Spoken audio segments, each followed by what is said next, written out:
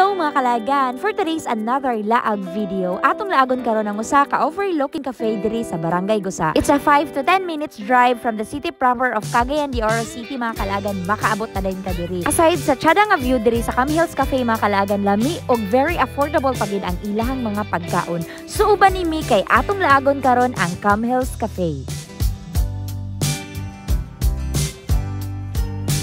Ang ihang exact location diri mga kalagan is Purok 4B Upper Gusa, Cagayan de Oro City. So, ang ihang landmark ani familiar mo sa Regional Science nga school, straight ang mana mga kalagan, no. So, dali ra pud siya tudon from main highway gyud, murag naa sa mga 300 meters ra siya, duol ra siya mga kalagan og makaya ang motor og sakyanan nga lahos gyud sa entrance sa Cam Hills Cafe kay dako man ang dalan mga kalagan, no. So diri sa gawas malingaw gid kaning ilang swing kung kaya pud nimo kay medyo habog gid siya. So free ra na nga magamit dara mga kalagan, no. So perminti gid mi gabalik diri sa Cam Hills Cafe mga kalagan bisag katong mga niaging panahon nga wala pa mi vlog diri gid mi gatambay, no. So ganahan man gud mi diri kay barato ang entrance, lami ang pagkaon and tsara gid sad ang view diri mga kalagan, no. And dali ra ka makauli sa inyo kay naara mo gud siya duol sa Cagayan de Oro City mga kalagan. So before mo i-tour ug unsa gyud naapa diri sa Cam Hills Cafe, tag-order sa midaan diri makalagan daghan kay kagapilian diri. Pwede ka mag-snacks, pwede po ka mag-rice meals, hot and cold drinks available diri tanan makalagan.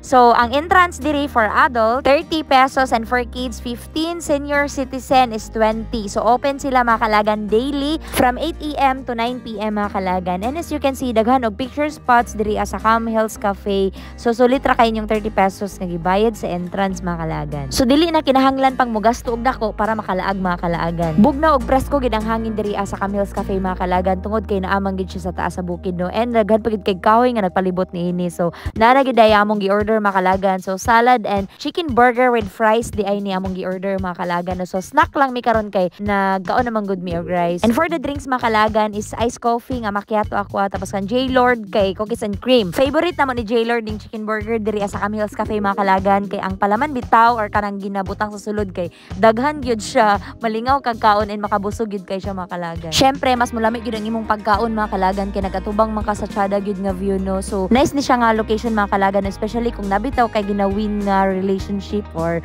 kanang namo sa stage bitaw nga dating or nanguyab pa ka mga kalagan kay makayes gyud ang girl diri at charot. Bitaw mga kalagan romantic mo gud ang place, no. So pwede gid kayo mo mag chika-chika diri, malingaw gid mo kay tiyada mo gud good ang view and the ambience mga kalagan is relaxing gud siya. And that's our laag video for today diri sa Cam Hills Cafe, Gusa, Cagayan de Oro City. See you sa next day, laag na!